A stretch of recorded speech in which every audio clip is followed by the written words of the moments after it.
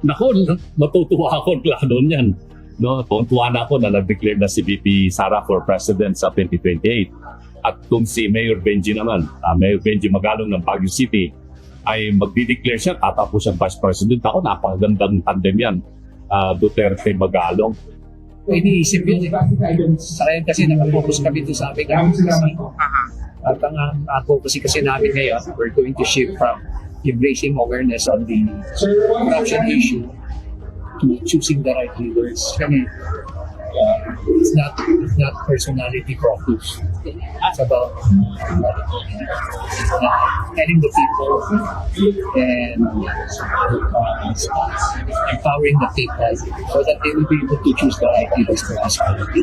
Alam ko yung tapang ni VP Inday at malasakit niya sa tao. Ganun din si Mayor Benji.